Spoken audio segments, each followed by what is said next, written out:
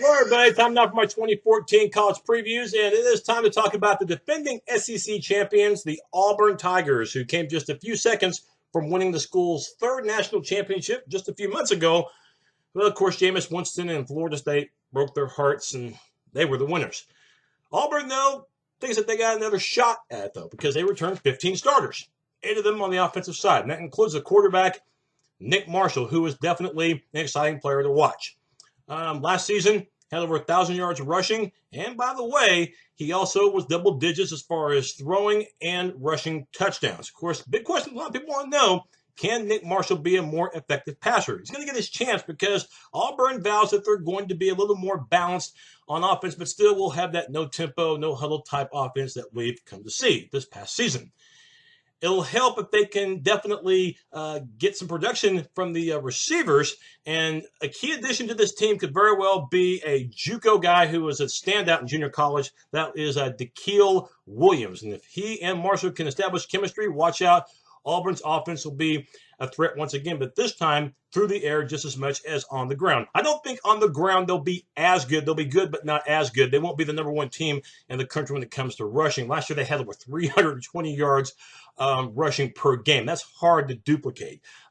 Biggest reasons, I think, because one, you don't have the tackle back in Greg Robinson. He was a dandy, as well as back-to-back 1,000-yard rusher in Trey Mason. Both are in the NFL.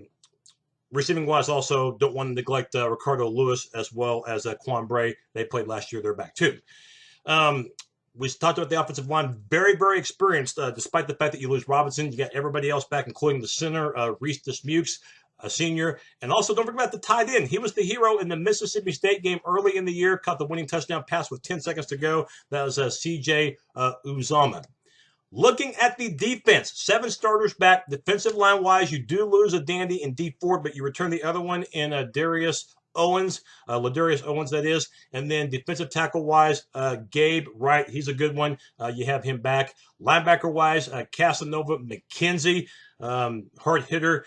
You return him. And a guy that will occupy what they call the star position. You can list him as a corner, or you can list him basically covering like a linebacker. He hits like a linebacker. He's probably the hardest hitter on the team in the form of Robinson Teresi.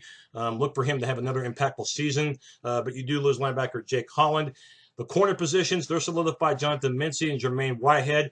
Joshua Henry returns at safety, but you will miss the services of Chris Davis, of course, the hero in that Alabama game that we will never forget.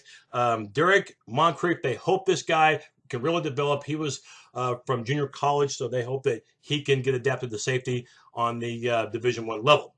Special teams wise, first year guys that will really have to get acclimated pretty quickly. That's Daniel Carlson, your place kicker, and punter Jimmy Hutchison. The schedule for Auburn, you open up with an SEC opponent, but it's Arkansas. You should be able to handle the Razorbacks at Jordan-Hare Stadium. They haven't gone to a bowl game the past 2 seasons.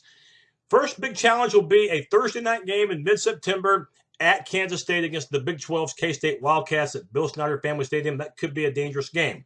And then October, the schedule gets real serious when you host LSU, the Bayou Bengals, the LSU Tigers. That will be a tough one, October 4th. Then the next week, you got to play at Starkville against the Mississippi State team that can play. Then the bye week, and then you get ready for a major challenge at home against South Carolina, one of the best teams in the country. Then the following week, no let-up, you go to Oxford to play Ole Miss, a team that's done very well in recruiting. So November 1st, no let-up there. November 8th, an A&M team that's rebuilding offensively and a team that has a lot of questions to answer defensively, so you should be able to handle the Aggies. And then your 2 toughest games, or SEC-wise that is, at the end, November 15th at Georgia between the hedges against the Bulldogs. November 22nd is a non-conference game against Samford, not to be confused with Stanford. And then November 29th, arch rival, hated team, Alabama, hated to Auburn, that is. You play them this time in Tuscaloosa on November 29th.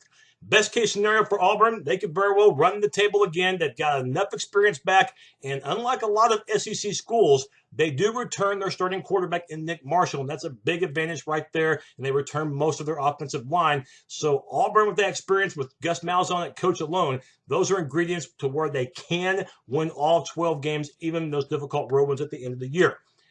Worst case scenario, if anything happened to Nick Marshall as far as the injury bug, this team is absolutely screwed, because this is the type of offense that so much of it goes through him, and it would just change the dynamics of the season. Plus, if that pass defense, which was 100th in the country last year out of barely over 120 teams, if that has not improved, then it will be another long year for that secondary. They've got to have them step up. It could be 6-6. There's just so many difficult games for that Tiger team, especially on the road. Likely scenario, I've got Auburn actually winning their first 10 games, and I've got them losing their last 2.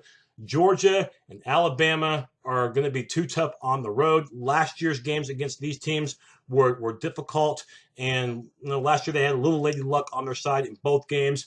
Not saying that they'll have to have luck to beat them this time, but it's going to take everything that they've got to win both of those games. They won't have the Jordan Hare Stadium crowd this time to back them up. 10-2 is what I've got Auburn finishing.